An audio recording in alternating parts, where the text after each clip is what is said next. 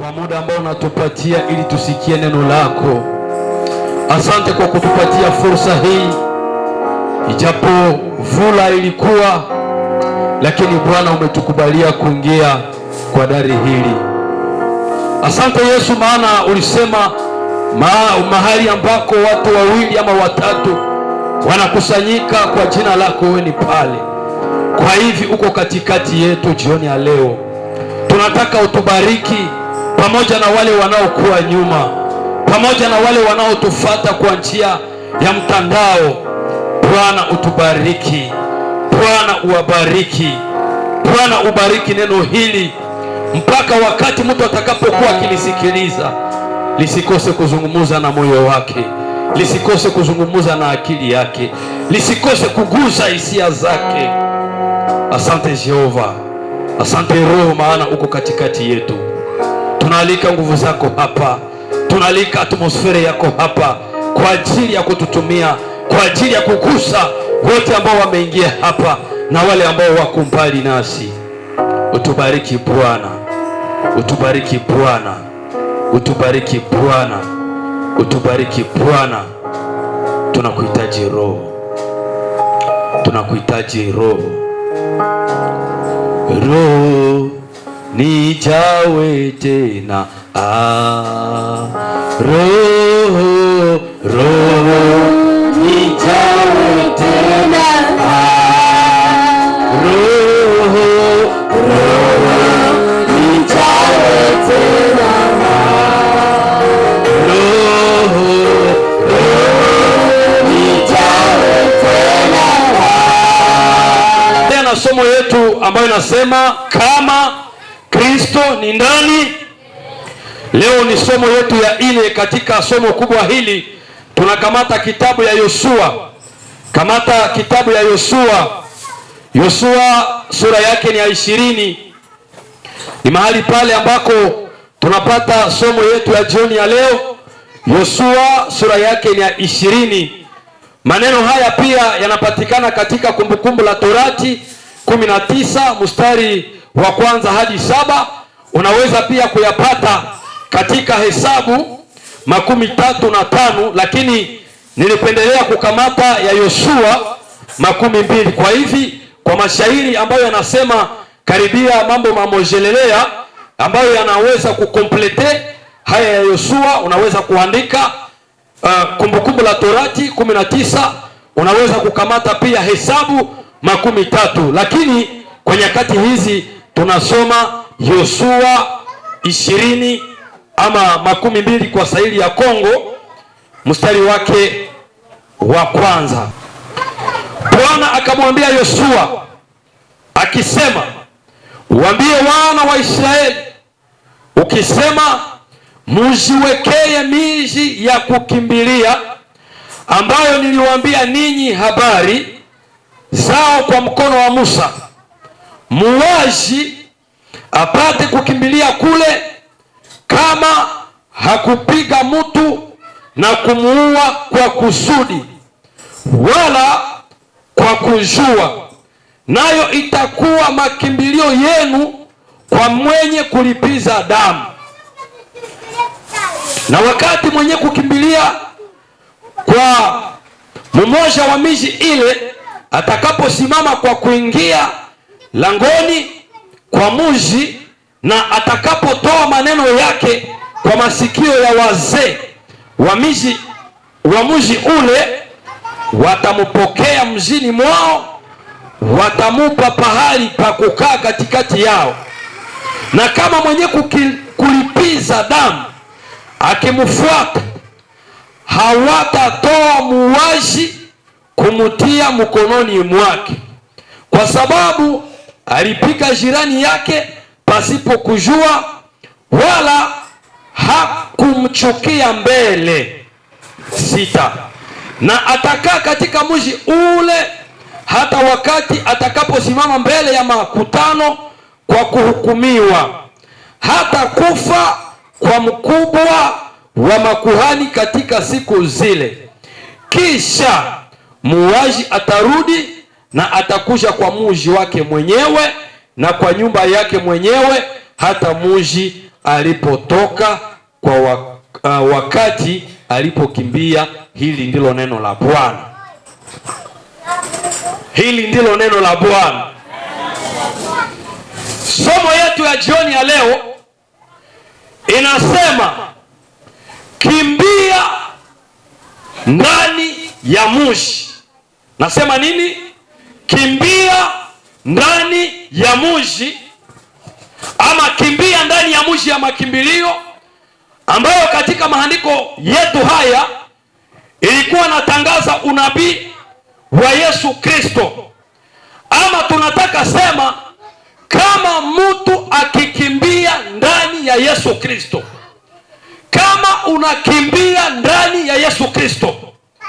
Hapa ni unabii ambao Mungu anaambia Yoshua akisema, uambie wana wa Israeli, kwa sababu maneno haya yalikuwa yametangazwa awali kwa Musa wakati alikuwa hajakufa, na Yoshua ni yeye ambaye anakuja nyuma ya Musa. Kwa hivyo Mungu anakumbusha yale maneno kwa Yoshua na kusema uambie wana wa Israeli wajiwekee miji ya makimbilio.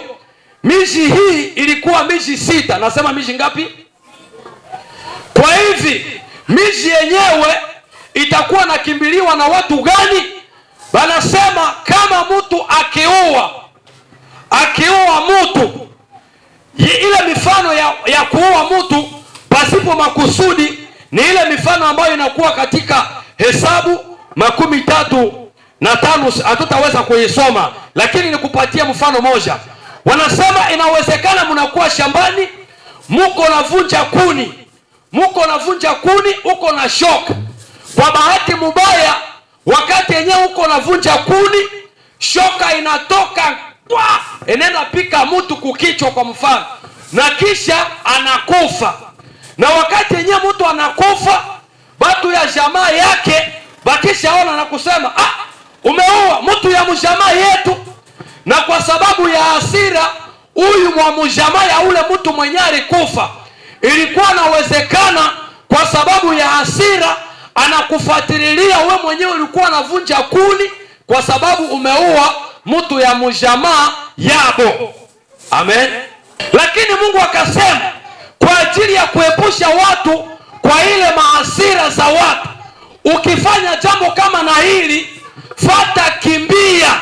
Na wakati yenyewe ukifika katika ile mji, hata mtu iko na kufata, ukistukia tu unaingia utakuwa na umepona. Hata watu waseme we mwenyewe uliua mtu. Ninakukumbusha kwamba katika sheria hii walikuwa wakifuatilia tena sheria ya kama ukiua mtu lazima na wao wafanye nini? Bakuue. Njoo yenyewe tunatayaka kode ya Hammurabi, jicho kwa jicho, jino kwa jino, kama pua kwa pua, mgulu kwa mgulu. Kama walikutobola licho moya, na wewe enda tobola ya mwingine. Kama waliua mtu yenu, na nyinyi mfanye nini? Na nyinyi muende uwa kwa upande yao mtu yabo, kusudi muweze mkatulia na kusema na sisi tumeua wa kwabo. Bwana Yesu asifiwe. Sasa wakati yenyewe walikuwa wakifuata ile sheria ya kusema kama mtu anaua kwenu mtu, na nyinyi mnaenda uwa kwabo mtu. Acha nikupatie ile, tusome pale, hata kama nisema tutasoma kusudi unielewe. Tuheshimu Biblia. Hesabu 35. Tunakamata andiko yenyewe na tafsiri mambo haya, mifano hii. Tukamate andiko la 16. Tuanze kwa 16, ni mahali pale kunaanza mifano yenyewe. Hesabu 35 andiko la 6. Lakini ikiwa amepiga kwa chombo cha chuma naye anakufa, yeye ni muuaji, hakika atauawa. Tuendelee. Na ikiwa amempiga kwa jiwe mkononi mwake, mtu huyu analoweza kufa nalo, naye anakufa, yeye ni muuaji, hakika muuaji atauawa. 18. Au ikiwa amempiga kwa chombo cha mti mkononi mwake, mtu anachoweza kufa nacho, naye anakufa, yeye ni muuaji, hakika muuaji atauawa. 19. Mwenye kulipiza kisasi cha damu ataua muuaji yeye mwenyewe, wakati anapokutana naye atamuua. Ile ni mifano ambayo iko na kuya na kusema mtu akifanya hivi naye anakufa, mtu akifanya hivi naye anakufa. Sasa tushuke chini kidogo, verse yake ya 22, tukamate 22. Lakini ikiwa alimsukuma ghafula pasipo uadui na kumtupia kitu pasipo kumvizia. Mswahili yetu ya Butembo, haukufanyililia. Unatupa jiwe, unaitupa kule kundege huko na wina, inaenda gonga kule mtu anakufa pasipo kumvizia na kusema huyu nina mureglenta. Amen. 22 inasema nini? Lakini ikiwa pale inakuwa kumsukuma, unasukuma mtu muko sijue muko msafari pasipo uadui na kumtupia kitu pasipo kumvizia, inakuwa miwili. Au kwa jiwe mtu analoweza kufa nalo kama halioni na linamtupiwa, naye amefanya nini? Amekufa, wala hakuwa adui yake, wala hakutafuta kumuumiza. Halafu makutano watahukumu katikati ya mpikaji na mwenye kulipiza kisasi ya damu kwa hukumu hizi, na makutano wataokoa muuaji toka mkono wa mwenye kulipiza kisasi, na makutano watamrudisha kwa mji wake wa kukimbilia pahali alipokimbilia, naye atakaa ndani yake mpaka mauti ya mkubwa wa makuhani aliyepakaliwa na mafuta matakatifu. Tushangilie neno la Bwana. Pale balikuwa wameexplikia mambo ya kufanana yale. Ukitupia mtu jiwe anakufa, kama ulifanya kumakusudi na weye bana kuua. Kama unasukuma mtu mko munjia unamsukumililia, anaanguka anakufa na weye unawao. Sasa wanasema kama inawezekana unatupa jiwe yenye hawakusema huyu ninamvizia, wanasema pale itaomba kunatokana hukumu na kusema kama haukufanyilia huyu mtu, ukikimbia utakuwa umepona. Sasa utaniuliza na kusema kwa nini unatuletea somo hii na kusema eske tunafanyiliaka makosa? Haleluya. Ninakupatia haya mashairi, ilikuwa nasema ni unabii kwanza wa Israeli ambao Mungu anawaandalia na kusema mutajenga miji pahali pa kukimbilia. Kama mtu anafanya makosa, anaua mtu pasipo makusudi, ukikimbia kule wazee wanakupokea, unaikala kule mpaka mkubwa wa makuhani atakapokufa. Jambo la kwanza ifahamike ya kwamba makosa inapofanyika, zambi kwanza ni asili. Zambi ni asili mbele ikuwe tendo. Kwa hivi wakati yenyewe unafanya makosa, haiko kwamba unayafanya kwa sababu ilitokana na wewe, inatokana na hali asili yako yenye uko nayo. Sasa kwa Israeli kwa nini wawapatie mfano huu na niulete katika Agano Jipya? Wakati Yesu alipokufa, yeye ambaye anaprefigure mji wa makimbilio pale kwa msalaba, aliweza kutangazia na wale ambao walimuua na kusema, Baba uwasamehe kwa sababu hawajua wanalofanya nini, wanalotenda. Kwa hivi waliua Yesu katika ignorance. Bwana Yesu asifiwe. Kwa hivi wakati yenyewe wanamuua katika ujinga, mahali ambako wanastahili kukimbilia, inastahili wanaenda ndani ya Yesu kusudi mahali pale wakivitama ile zambi ya kuua mtu. Ama wakati walipokuwa naua mtu, hawakukuwa najua kwamba wiko naua Mwokozi. Walikuwa najua wiko naua mfalme ya Wayahudi. Walikuwa najua wiko naua yule mwenye alisema ni mie ndio njoo Kristo. Lakini katika ujinga wao, wakati yenyewe uko nafanya yale makosa, Mungu akawahurumia na kusema hawa watu wiko nafanya makosa katika ujinga yao, katika kutokujua. Kwa hivi nafasi ambako wanaweza kuponea kusudi waweze kupona ile dhambi ya kuua mtu, inaomba wanakimbilia kwenye Mungu yeye mwenyewe, kwenye anawapatia na kusema kwenye watu waliua watu, wenye waliua watu wanaponea. Ni kwa hii nafasi usipoenda pale, yule wa kulipiza kisasi cha damu akikushika na wewe ataweza kukuua. Amen. Sasa wewe mporo wa leo, wewe mwanadini wa leo, haufanyake dhambi katika ujinga, katika kusema kwamba sijue kisi ile ni dhambi. Hata wewe unajua unapotelea katika kupotea kwako, lakini tena na katika yale maneno mengine unaongeza tena dhambi zako zenye unafanya na makusudi katika kutokuamini.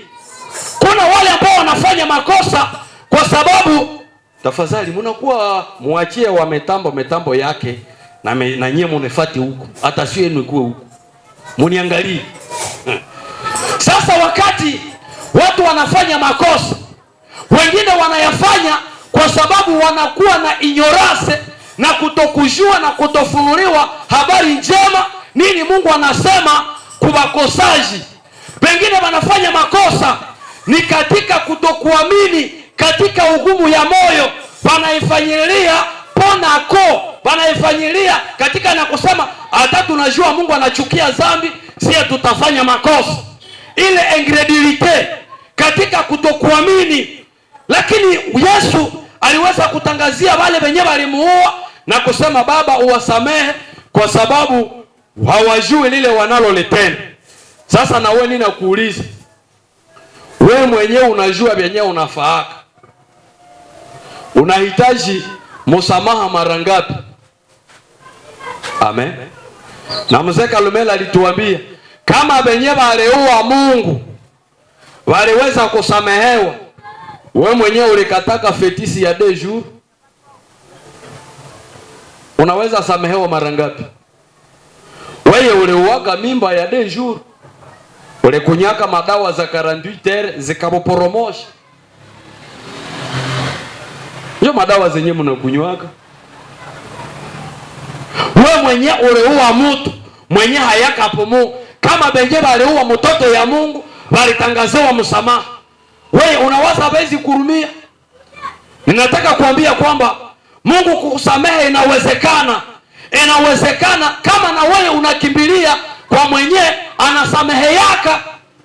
Kuko kwenye unaweza kimbilia na kusema ninakimbia hapa njoo kwenye wanisamehe. Sasa mwenye atasikia makosa yako anasema useme ninakuya hapa mie njoo nilitupaka ile fetisi yenyewe barepataka pale mu plastike, wakishafanya mangete mtu arekosekanaka. Sasa nina kia sema na mie unurumia sema sasa angete imefanya nini? Imekubana. Kama angete ya wanadamu inaweza kushindwa, ninakwambia angete ya Mungu haiwezi kushindwa. Na angete ya Mungu ikikubana, usiweze kukatana na kusema hapana, tutavimbana na makosa yenyewe, tutavimbana na makosa yenyewe. Kama unavimbana na makosa, ninakuambia kwamba kuko siku yenye Mungu ataweza kukuhukumu na kulipiza ile makosa yenye uliweza kufanya katika maisha yako. Sasa tuendelee katika text yetu. Wanasema kama mtu anafanya makosa anakimbia kule. Ninataka kuambia kwamba mtu wakati yenyewe anafanyaka makosa hakimbi yake mshambre, hakimbi yake mkwaya, hakimbi yake mudini. Lazima akimbie ndani ya Yesu mwenye anarepresente cité de refuge. Maana kwenye Yesu njo kwenye anapokeaka wenye dhambi. Ukikimbia kwenye anere, ukikimbia kwenye polisi hayo utakusomea vipengele na kusema kubenye bali viole batafanya mu prison miaka ngapi? Miaka ngapi? Hatujua na katiba ya Kongo. Mwenye ali viole banamfungaka mu miaka ngapi? Miaka 5. 25. Ukikimbia kwenye serikali hayo itasema sasa basa wewe njo benye tuko natafuta kusudi tuweze tukawaweka katika jela. Ukikimbia na kwenye watumishi wengine ya uongo, wanaweza kosa dawa, wanasema wewe kufuatana na ile makosa yako leta sadaka. Unasema mimi nilikia na mizigo yangu ya dhambi, ninataka mnisaidia. Watakuweza sema leta sadaka. Lakini wakati yenyewe huyu mtu tunasikia kwamba wakati yenyewe alikuwa anakimbia, ukikimbia unakuja na kusema nimeua mtu wewe, nimeua mtu wewe, nimeua mtu wewe. Unaingia kwa mfano kama ni mkaritie, tukamate ile karitie ya kule yulu. Bila ya kule yulu nigeukie huko. Jua kule yulu kuna kwa vingine. Tunakamata huku mwili. Unatoka huku umegonga, ilikuwa na kuwa dhambi yenyewe haukufanyili. Unagonga mtu hapa kubalabala, toa mumoto yako. Kisha wakushamai hapa yule anaona kisi umegonga. Ninakumbuka niligonga kama mtu Butuhe. Mbele mteremko ule ya Butuhe ya Ilako. Niko kukinga yangu, niko natoka kushamba, anatwanga mtoto moya iko natoka kushamba, toa. Kuliko baniangalie kwanza kisi frelisha mara moya na banyesha maana mie kukia na shangelea pembatenta. Na sikufanyilia niseme nina gonga moto, lakini mara moya kwa sababu ya hasira mtoto kuvunjika, hawezi angalia kusema badili kuwa aksida, nilikuwa niko na laka pre mtoto anakosa equilibre la mie tu mara moja na babake na mie wakati kwenye nenda angukia akisha na kisi mtoto yake amelumia mara moja kunishangilia nta. Sasa wakati yenyewe ilikuwa vile mara moja na kukamata kakingangu wanaenda kaweka. Sasa mwa hii picha Biblia nasema ukifanya jambo sawa lile, ilikuwa nasema ukiona useme basi hapa kolere ninaenda mo Bembate, ninapata hapa nitapata mangume, unafuata enda na huko na kimbii. Ukaingia tu katika mji yenyewe mo pass, na mwenyewe iko na kufuata na amefika pale na umepona. Amen. Sasa ilikuwa nakuwa hivi, unakuya na huko na kimbia, sijue kama kulikuwa mlango. Inasemeka bazee ya mkini ile walikuwa na kuuliza nini njui naacha, unakuya na huko na kimbia. Useme badi tulikuwa na tuko na winda nyama. Kwa hivyo wakati yenyewe nilitupa mshale yangu inaenda gonga moto akakufa. Mara moja nao wanafuata kusaidia na kusema engea na wakukufuata kama iko na kuya na iko na kimbia, akishakuta na basi amefanya nini? Amepona. Na kuokoka nayo iko na watu wenye wanatuteteaka. Nasema nini? Ambia chile mwanzako mwenyewe chenye nimesema. Kile nimesema pale kumwisho. Habajingizake mumuji ya makimbilio. Habajingizake mu Yesu. Inahitajika kukue bashuhuda na kusema huyu alifika hapa anajiponea, makosa ilikuwa inamgunjia kule, alikuwa na nakufa. Lakini wakati yeye alifika hapa alituelezea shida yake na sisi tukamwambia ingia kule bichama kule. Na watu wenyewe walikuwa nakuwa katika ile mji, ilikuwa nakuwa miji ya wakuhani, tuseme wakuhani. Lakini akikutana kudemet na hauya ingia pale akajiwezea wewe, anakupika majiwe utakufa. Na tena hawatasema kwamba hana sheria, atakuwa na iko na sheria, kwa sababu yeye mumoyo yake hajue kama haulifanyilia au haukufanyilia. Alors akakupika unakufia pale. Sasa ukisha kufa basi yeye anajirudia na kusema mimi nimetimiza sheria, nilisema jicho kwa jicho, jino kwa jino, nimemumaliza. Lakini ukikuwa na bahati unakimbia na unaingia katika ile mji, unapona. Kitu moja linimarike katika ile mashairi. Mtu alikuwa nakimbia hata anja akumbuka na kusema ninaanja beba manguo zangu, ninaanja beba chakula yenyewe ndakwaka na kulia hayo, ninaanja beba mataksi za parcele yangu. Unaoa mtu muko nakimbia mwa ile mchana, ukishaingia maana yake na maisha yako inakuwa asire kule. Na maisha yako, chakula yako ya kukulia kule itapatikana kule. Na nafasi kwenye utalala, hautaenda kule na makavera yako, si wenyewe tunabaka mangomo kavera. Hautaenda kule na makavera yako na kusema hiyo ninaanja kuya, ninaanja na tayarishi. Ninataka waambia kwamba na kuokoka ni kukuya prese haraka. Usianje jiuliza useme kule kwenye ninaenda ndakuwaka na kulia hiyo nini. Wakati nye tunaokoka tunakimbiaka, unasema ninaingia mu Yesu na maisha yangu yote itakuwa garanti kule. Usianje sema hiyo ninanja kusanya, ninanja faa umbaraga ya mwisho mwisho, wanje nionga za mwisho zenye ndanjaka tumikia, nikisha pata mara hiyo zile zenye ndandaka kulia mukoko. Havikuwake vile. Sema amen. Yule mtu kama mlikuwa na mko kumasomo si wenyewe tulifanyaka kumakisida kumasomo ku travail manuel. Siku moja tuko na rema tena, si wenyewe tuko kulikuwa na mabalaba ta nakata mtu na tuko mukatieme pale tutengaka mubaya mwalimu. Kwesi nikakata mtu kukichwa mta. Tena ile siku na tuko na mache na njoo mumeri joueur. Oh, kaniki umelumiza mumeri joueur. Masomo tu senye balisonaka hivi. Ngbengwere. Wabile na walisha nepangia waseme kaniki tutakochapa leo. Utacha tunashindiwa. Tusawa mbe. Unafuata kwa wewe maleti yako kwanza. Mbe.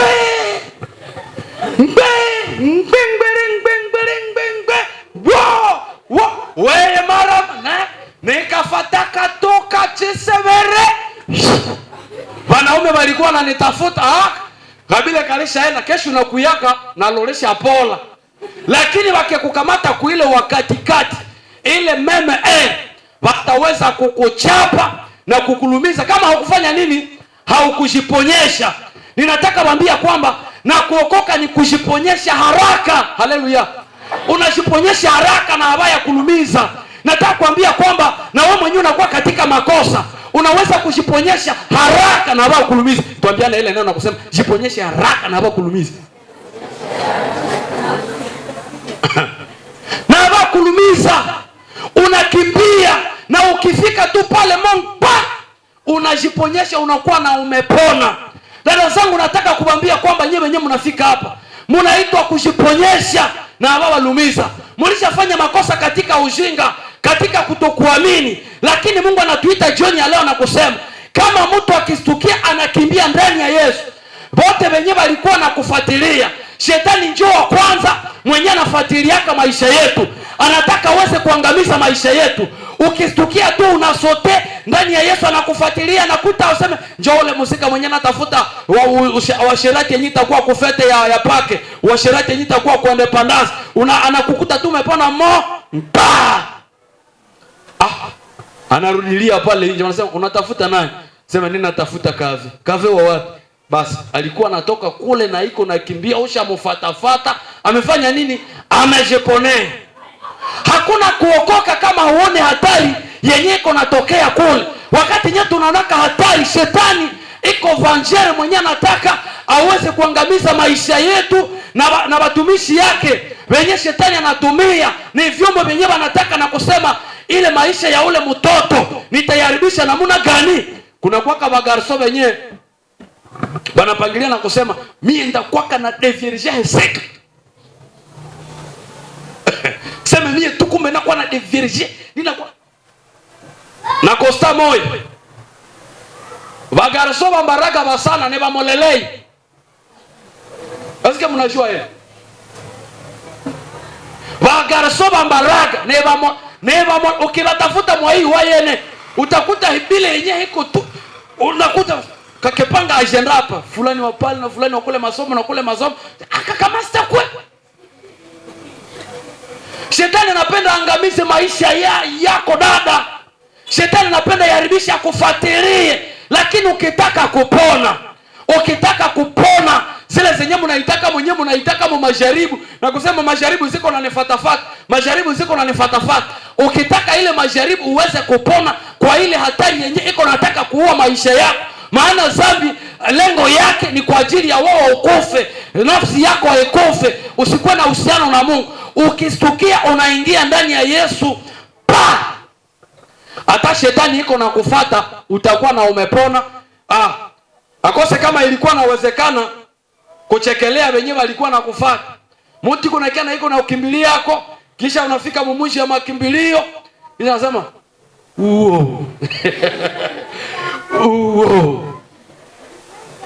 unamzomelea kama ilikuwa nawezekana kusema wewe ulikuwa unanikimbia yako, nimefanya nini? Nimepona.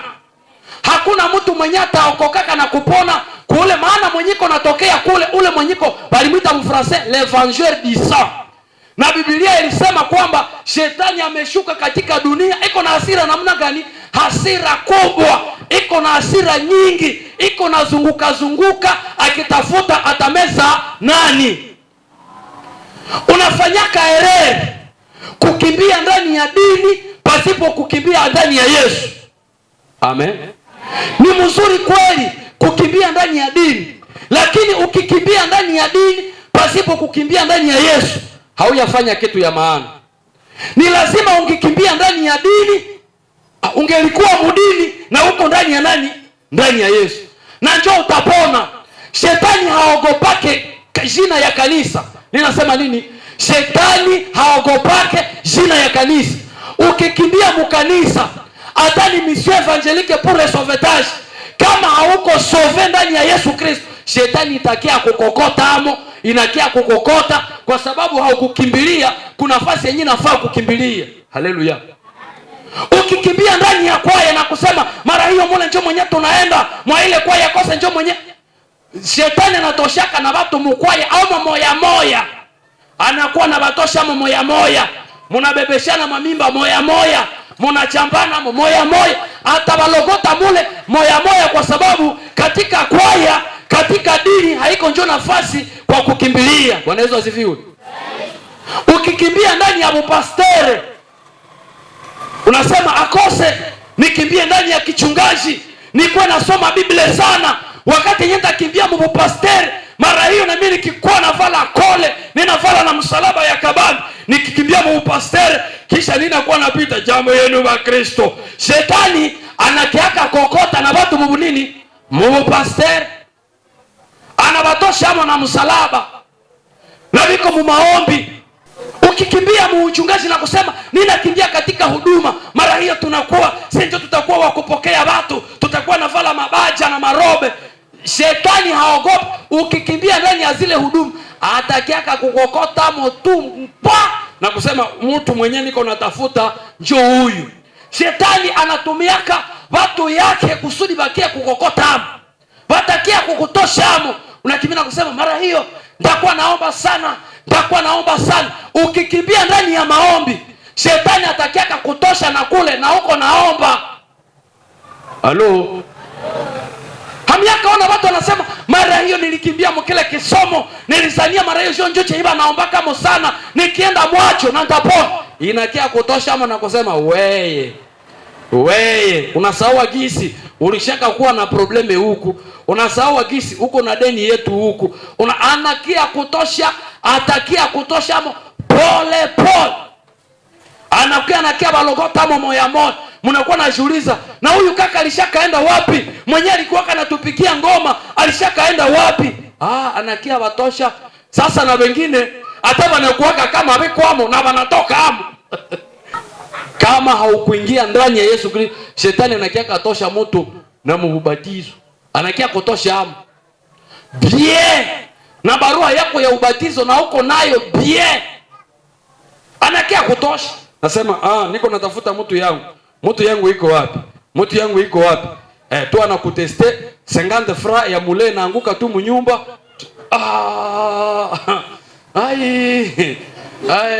Mama nilisema nenda sukula okay. Shetani anakulogotea hapa na kusema mtu yangu njoo huyu. Shetani anaweza tumia na kusema huyu mtu nionyeshake namuna gani gisi ya kukimbia, kana kuletea tu chile vile na basika bakuzi masiku watala wengine wanatodembaka. Nyini na hitayashi bona wakokoka bongo. Wiko kumwenyana kuwa aho. Na ba master nao mie kumbe bongo. Nataka kuambia kwamba ukikimbia tu nasema useme hapa njoo kwenye nitakimbilia. Ukikimbia mubaya mbali na Yesu, kusema nakimbia mtumishi, ninakimbia akose nikitoa sadaka zangu sana, pale nitakuwa na nimepona. Shetani mobile vyote anapitaka mwabio tu anasema mtu yangu iko wapi? Mimi ningali natafuta watu yangu. Ningana natafuta hata muandike ku kanisa yenu museme la sainteté absolue de Dieu.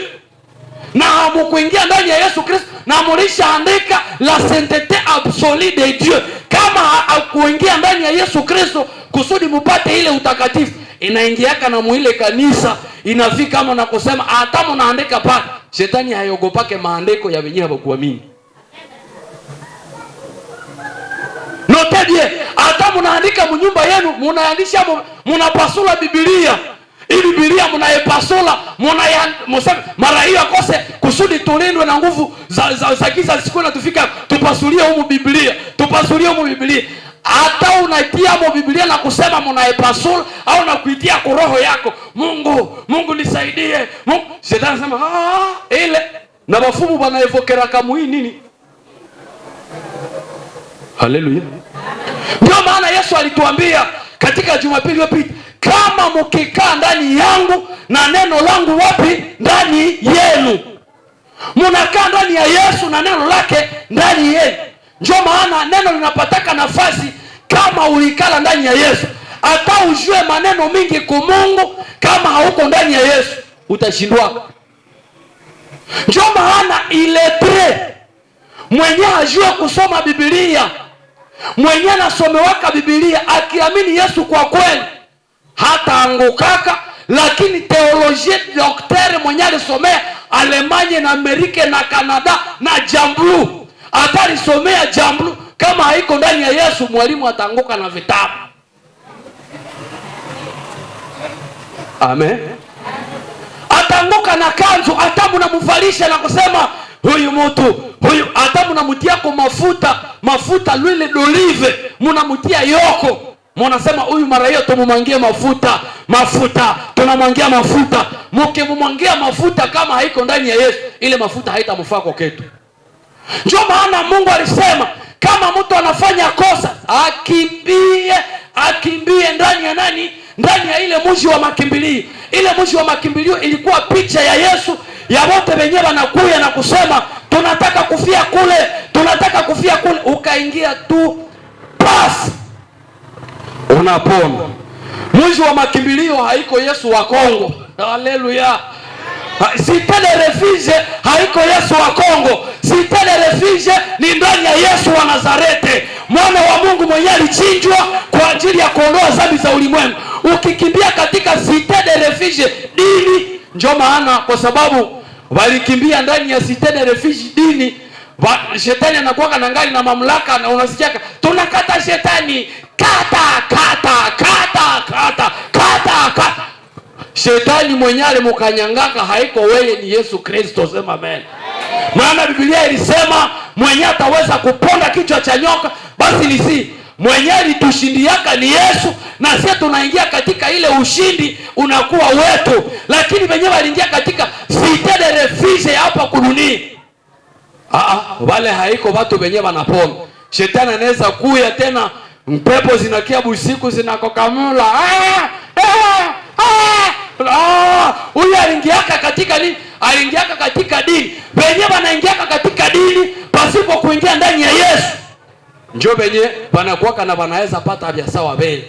Lakini kama unataka zambi zenye ni za ujana, sijue ni za baba, jua baba nao wanawazaka kama hapo, njoo wenyewe kwa na abalo na baokoke na baba nao tunawaita kukimbia ndani ya nani? Ndani ya Yesu. Maana nao wanaibaka mususa na bekwara musoko na maboke ya batu mupori. Ukikimbia ndani ya Yesu pale, unakimbia unasema niko mwenye dhambi, nilikuwa nafanya tusome hili Waroma 3:24 na verse 5. Inasema nini? Car tous ont péché, nanja kwa 23. Kwa maana wote wamefanya dhambi na kupungukiwa utukufu wa Mungu, wanahesabiwa bure kwa neema yake kwa njia ya ukombozi ulio katika Yesu Kristo. Ils sont gratuitement justifiés par sa grâce, par le moyen de la rédemption qui est à Jésus-Christ. Celui que Dieu a destiné par son sang à être pour ceux qui croiraient victime propitiatoire afin de montrer sa justice parce qu'il avait laissé impuni les péchés commis auparavant au temps de sa patience. Tushangilie ule Yesu makofi. Sawa ule mtu mwenye alikuwa ameua, akifika katika mji wa makimbilio wanasema dossier imeisha, dossier imekwisha. Ils sont gratuitement justifiés. Makosa yako dosari inaweza kuisha. Wewe unaweza dharau makosa yako na kusema mimi basi mimi niko na madhambi za mingi.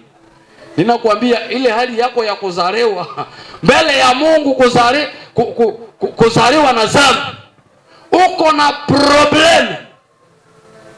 Hata kama huyaongeza ingine matendo ya kukua na experience mkubwa katika makosa kusudi upone, Mungu aliweza kutuhesabia haki katika Yesu Kristo. Ndani yake ndio mwenyewe unaweza kukua justifie. Wanasema ninafurahia ile Mungu aliachilia, il a laissé impuni les péchés commis auparavant. Dhambi zenyewe ulifanyaka zamani, Mungu anaziachilia na kusema hizi dhambi za zamani hazina tena malipizi. Kwa hivi kwa madhambi zote zenyewe ulishakafanya, Mungu alilese impuni les péchés commis auparavant. Dhambi zote zenyewe ulishakafanya zamani, ukikimbia pasi, hata mtu aseme njoo ule mwenye aliuaka mtu, unasema niko ndani ya nini? Ndani ya Yesu. Njoo ule mwenye alikuwaka mbaraka, hata nilibarakaka naye, sema nishakaingia ndani ya nani? Ndani ya Yesu. Hata mtu aseme walikubanaka wakakubebesha matumbutumbu ya mbuzi uliibaka, unasema ndiyo, il a laissé impuni les péchés commis auparavant. Hata mzazi yako anasema wewe mwenyewe ulikuwa hivi, wewe njoo ulibaka makuta humu, unasema Dieu a laissé impuni les péchés commis auparavant. Na kusema wewe hamko ba vierge, unasema Dieu a laissé impuni les péchés commis auparavant. Maana Biblia inasema kama mtu akiwa ndani ya Kristo ni kiumbe kipya. Kwa hivi ile madhambi ya zamani inakuwa historia ya kule zamani ya kukuwa naambia watu useme na mimi niliharibikaka na wewe unaweza kuwa mzuri. Mungu anachiliaka zile madhambi zenyewe ulifanyaka zamani. Madhambi yote yenyewe ulishafanya zamani, Mungu anaweza kukusamehe. Wewe mwenyewe ulishakadanganya wazazi, unajua kwa watoto wenyewe wanatudanganya, anakudanganya mabongo maana kenye anadesine na wewe unasema huyu haiko wa kuhamakia, mumpatie na chakula. Kama ulishakadanganya wazazi yako au watu ya kazi yako, Mungu anaona kusudi wewe ukasamehewe na zisiwezake kulipiziwa, unaitwa kuingia ndani ya Yesu Kristo. Kubalimu moya yenyewe nilikuwa naongoza huku masomo, wakati yenyewe tulikuwa natumika niko huko directeur. Sasa kulikuwa mwalimu moya akumbe na ndanganyaka. Siku moya niko nauliza mulete ma preparation, kisha kama ndanganyaka nini asijue yenyewe ndanganyaka. Sasa akumbe kwa sababu ya ile dhambi akosa, nataka sema vraiment baba wa watu nilishaka mdanganya vraiment. Joba alimu yangu ya huku chini na bana niheshimia sana. Kisha akose na sana ingia kama masomo, anastuka nilishaka danganya mbaba wa watu. Sasa wakati yenyewe ilikuwa siku moja, akose wakati akaniambia sema directeur basi pardon. Siku yake na amani tu senyu unaingia kaumu.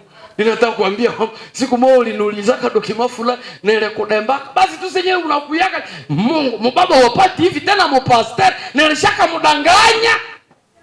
Kisha akasema unurumia na ile kudanganya, akasema kwanza hata mie wewe ushaka sana mabongo yako, ulishaka foma mabongo yenyewe mnasemaka mabongo ya kufanya nini? Ya kujio. Ilikuwa mabongo ya kujioko, lakini yenyewe mulete yaka kutokukua salama, anakuwa ananiona sasa Mungu mbaba wa watu nilishaka mdanganya chapata hivi.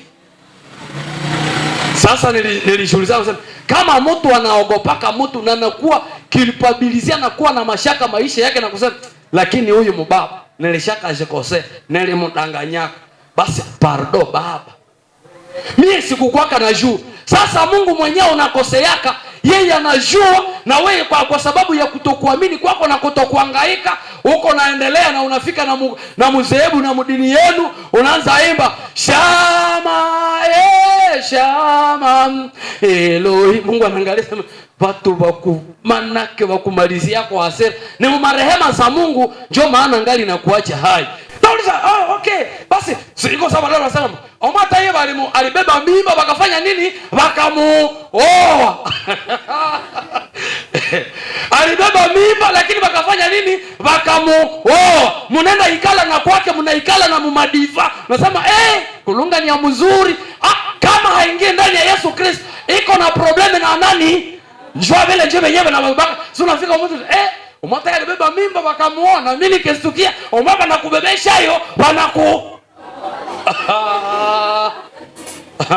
Biblia ilisemaka ni faida gani kupata ulimwengu wote na baada ya kupata ulimwengu yote kisha unapoteza nafsi yako.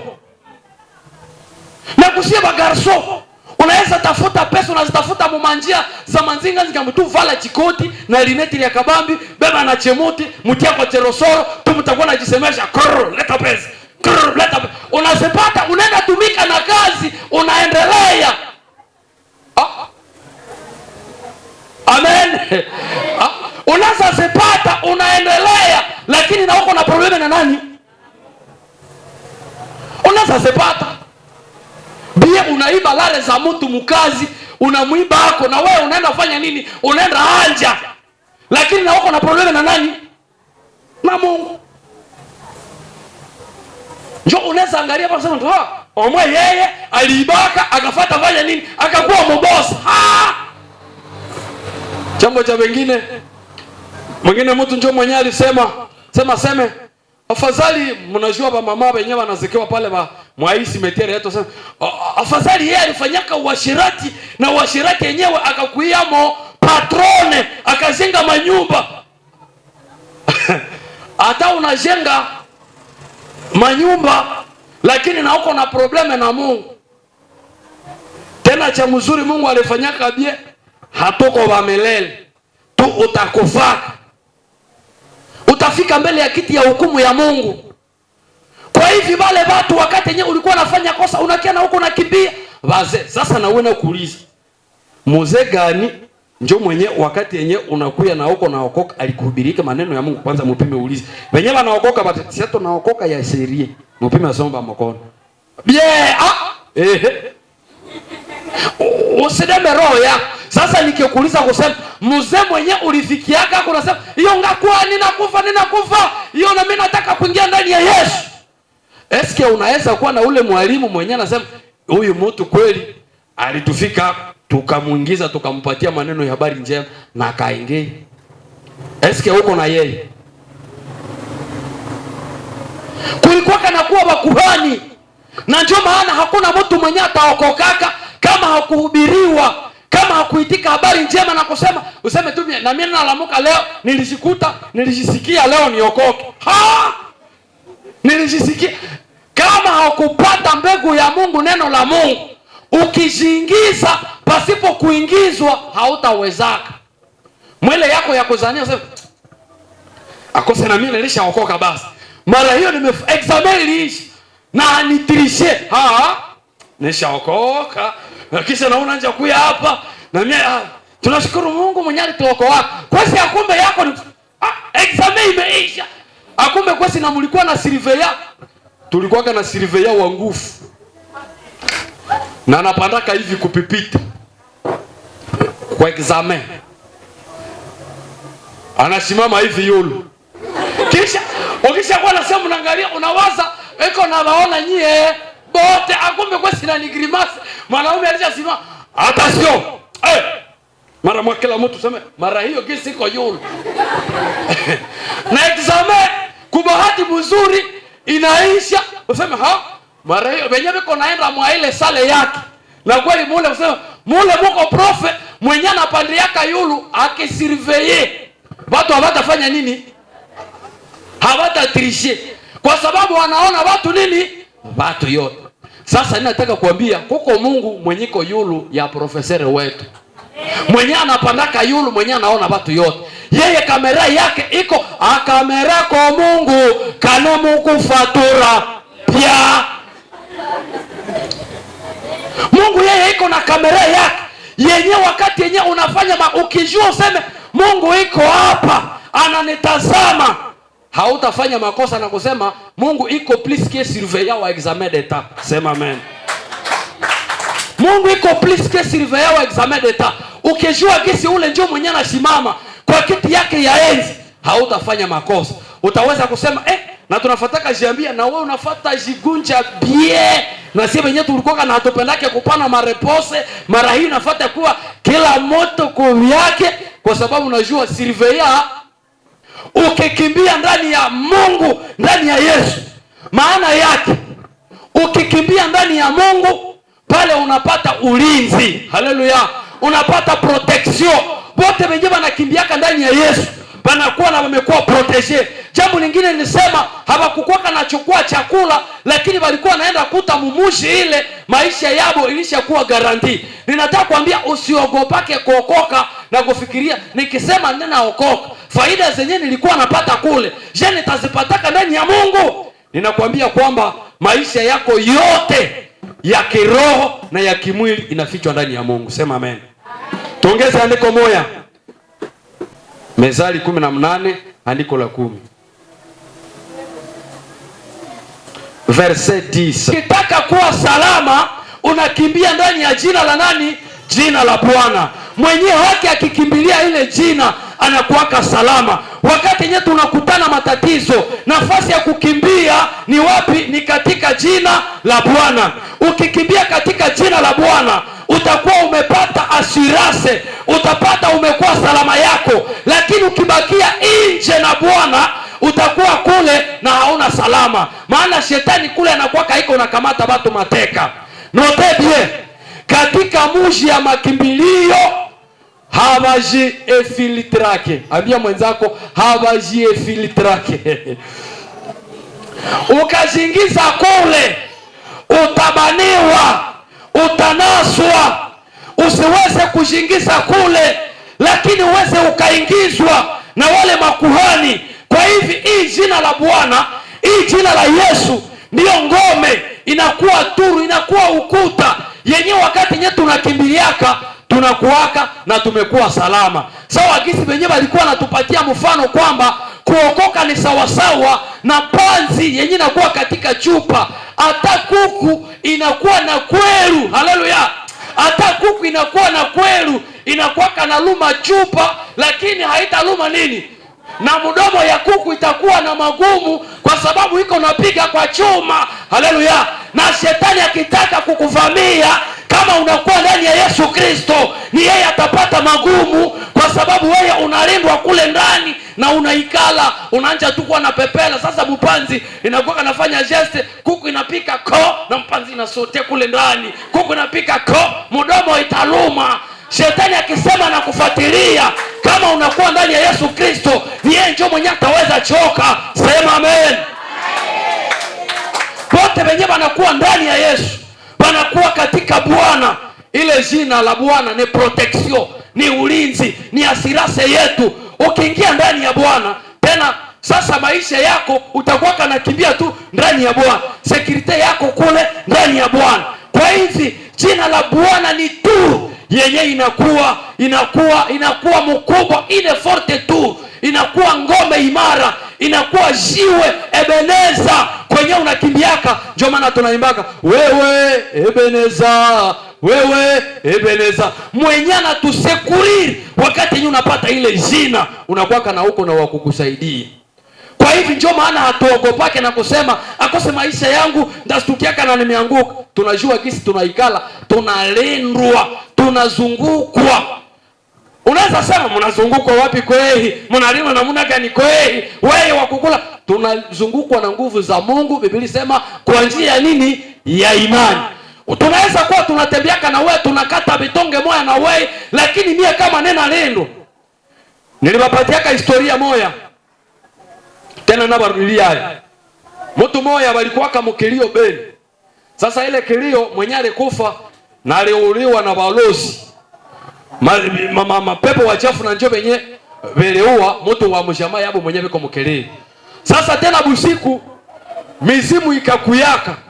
Tena ikaanja niga watu na biko naota moto pale kwenye biko mukilio, watu wananjalaka aye, watu wanakosa kama wanafika kwa nini aye. Kisha inasemeka kwamba kulikuwa na kuko mtoto ya mtakatifu moyo, yeye akakumbuka akose alikuwa na bahati, alikuwa na uchungiwa na maombi sijue ya wazazi yake, kama kale kaneno naye kale mchungaka kwa ile wakati.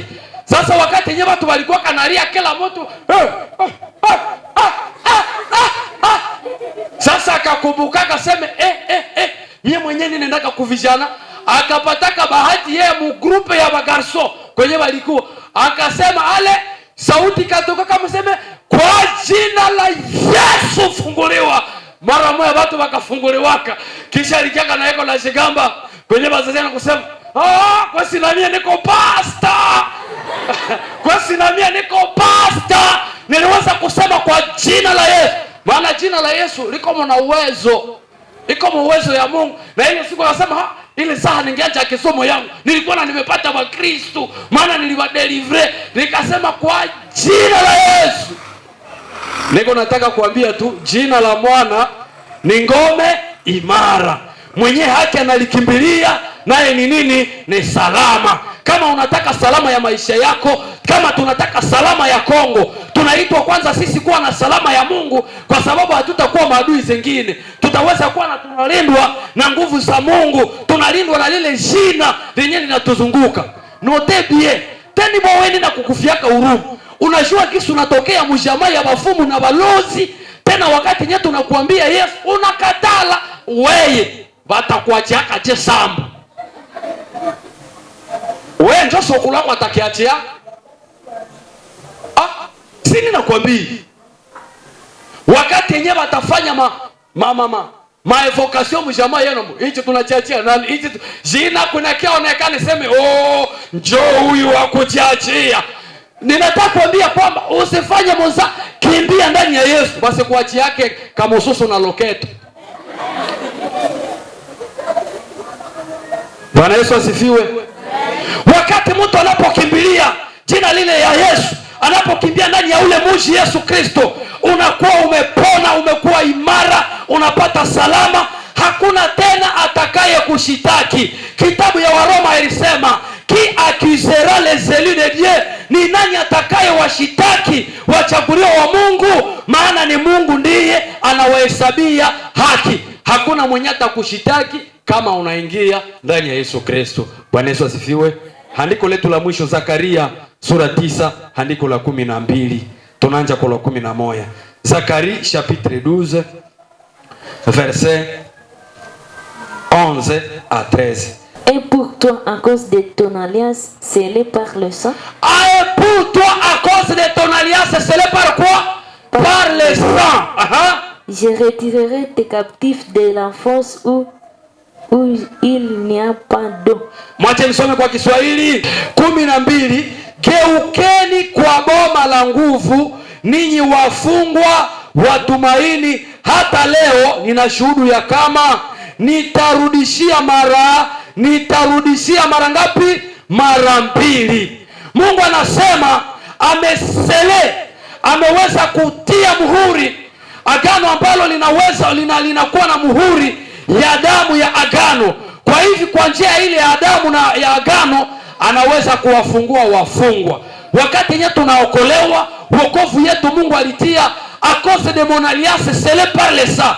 Tunaingia katika lingine agano kusudi tuweze tukasamehewa. Makosa yako yanasamehewa kwa sababu kuna damu yenyewe ilimwangika. Sasa 12 nasema geukeni kwa boma la nguvu. Unaweza kukimbilia ile fortress yenyewe inakuwa ya nguvu. Unaweza kuikimbilia na kusema ninageuka kwa boma la nini? La nguvu. Bwana Yesu asifiwe.